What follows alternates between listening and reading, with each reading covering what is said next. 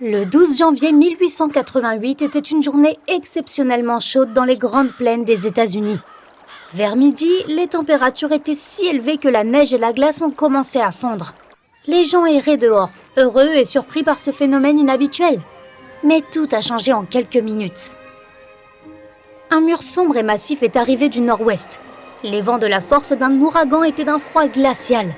La neige, mordante et impitoyable. C'était comme une fine farine, étouffante et rendant la respiration incroyablement difficile. Plus tard, certaines personnes ont décrit l'impression d'être dehors comme si leur visage était poussé dans une congère.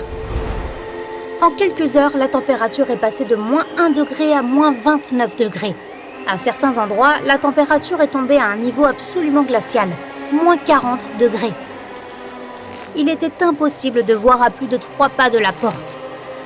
Ce qui a rendu la tempête si meurtrière, c'est sa soudaineté, la courte période de temps exceptionnellement clément qu'elle a connue juste avant, et le timing, pendant les heures d'école et de travail. Les gens avaient quitté la sécurité de leur maison pour aller en ville ou à l'école, faire des courses ou simplement se balader, profitant d'un temps exceptionnellement agréable. Lorsque la tempête a frappé, elle a été rapide et violente. Les gens n'ont pas eu le temps de s'y préparer. Ils grimpaient sur les congères en direction de leur maison et cherchaient des portes d'entrée dans la neige aveuglante. Les fermiers creusaient des tunnels dans les meules de foin pour sauver leur vie. Certaines personnes étaient persuadées qu'il s'agissait d'un tremblement de terre. Les vents étaient si violents qu'ils faisaient trembler les bâtiments. Les volets frappaient contre les murs et se brisaient en morceaux. Le bruit assourdissant a fait hurler de peur même les adultes. Beaucoup de gens ont mis des lampes à leurs fenêtres pour aider ceux qui étaient dehors. Mais ces balises étaient à peine visibles. La tempête cauchemardesque a duré entre 12 et 18 heures. Des milliers de personnes n'ont pas pu trouver leur chemin dans le terrible blizzard. Cette catastrophe naturelle a reçu le nom de blizzard de l'école, ou blizzard des enfants, car la plupart des personnes perdues étaient des enfants. Ils se sont retrouvés coincés dans leur école d'une seule pièce ou ont essayé d'atteindre leur maison, pour ensuite se perdre dans la tempête de neige qui faisait rage.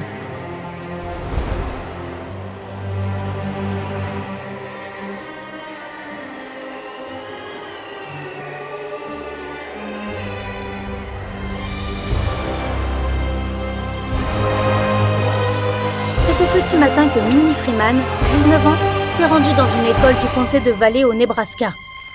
Elle y était enseignante. Tout en marchant, la jeune fille s'émerveillait de cette journée d'hiver étonnamment chaude. Peu après son arrivée, ses 13 élèves, âgés de 5 à 15 ans, se sont glissés dans le bâtiment. La leçon a commencé. À midi, le ciel s'est complètement dégagé. La température a augmenté et la neige a commencé à fondre. Mais lorsque Minnie est sortie, elle a remarqué une bande bleue à l'horizon. Étant assez calée au niveau météo, elle a immédiatement reconnu un Blue Norther. Une tempête hivernale qui frappait avec la force d'un ouragan et généralement sans avertissement. C'est pourquoi la jeune fille n'a pas perdu de temps pour ramener les enfants à l'école. Ils avaient un peu de charbon à l'intérieur, mais pas de nourriture ni de vêtements assez chauds pour une longue attente dans des températures glaciales. Puis, comme l'avait prédit Mademoiselle Freeman, la terrible tempête de neige est arrivée. La grêle a commencé à frapper contre les fenêtres. Lorsque le premier souffle de vent puissant a frappé la petite école, la porte n'avait aucune chance. Elle a éclaté vers l'intérieur. Le toit a également été partiellement soulevé. La salle s'est immédiatement remplie de neige. Avec l'aide de ses élèves plus âgés, Minnie a réussi à fermer la porte, à la renforcer et à la clouer. Malheureusement, ce n'était pas une solution à long terme. Minnie a réalisé qu'il n'avait pas beaucoup de temps. Il ne faudrait pas longtemps avant que le bâtiment ne s'effondre sous la simple force des éléments. Et effectivement, quelques instants plus tard, la porte a été brisée et une partie du toit a été emportée. S'il restait à l'intérieur, en attendant que la tempête de neige se termine, il gèlerait en un rien de temps. Mademoiselle Freeman cherchait frénétiquement une solution tout en essayant de calmer les enfants terrifiés. Elle a cherché dans la classe tout ce qui pouvait les aider et a trouvé une corde à linge. Une idée lui est venue à l'esprit. Elle a enroulé la corde autour de chacun de ses élèves et a ensuite noué le bout autour de son propre corps. Puis elle a pris le plus jeune enfant dans ses bras et a conduit les enfants dans la tempête qui faisait rage. Le vent soufflait la neige avec une telle force que les flocons de neige leur piquaient le visage comme de petites flèches. Tout ce qu'ils pouvaient voir devant eux était un voile de neige aveuglant. Heureusement, Minnie avait un sens parfait de l'orientation. Elle était également déterminée à sauver les enfants et elle-même. Le petit groupe s'est alors dirigé vers la ferme la plus proche qui se trouvait à environ 1 kilomètre de là.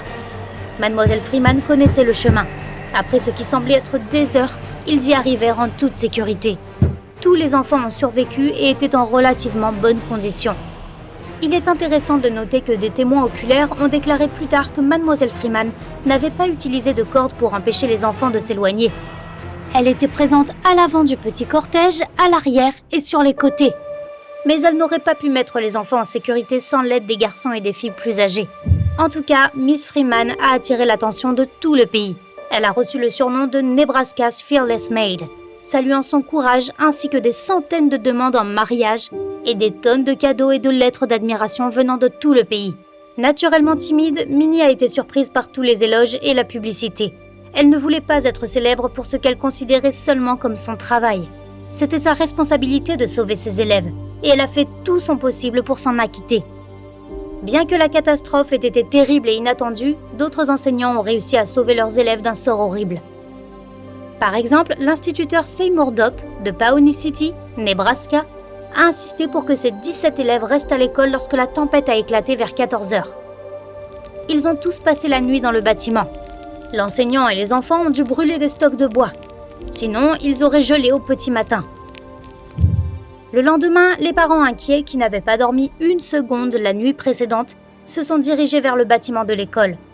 En grimpant sur des congères massives d'1 mètre de haut, ces personnes ne pouvaient qu'espérer arriver à temps pour sauver leurs enfants.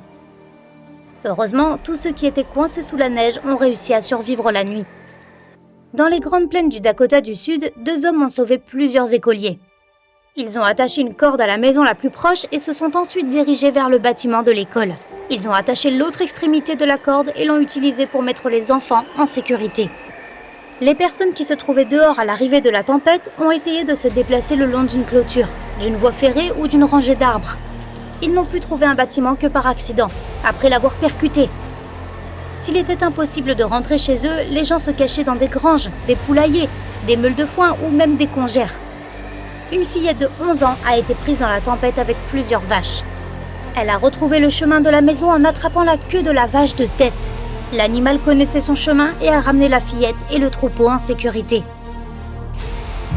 La tempête a laissé derrière elle des plaines blanches sans vie, sans arbres et de monstrueux amas de neige de 1,5 m à 3 mètres de haut. L'un de ces monstres faisait 9 mètres de profondeur et 1,6 km de long. Les amas de neige étaient gelés et les gens et les chevaux pouvaient facilement marcher dessus. Toute cette neige est restée au sol pendant le printemps et même au début de l'été. C'était un rappel durable du pouvoir destructeur de la nature. Si tu as appris quelque chose de nouveau aujourd'hui, alors mets un like à cette vidéo et partage-la avec un ami. Et voici d'autres vidéos que tu devrais apprécier. Il te suffit de cliquer à gauche ou à droite et de rester du côté sympa de la vie.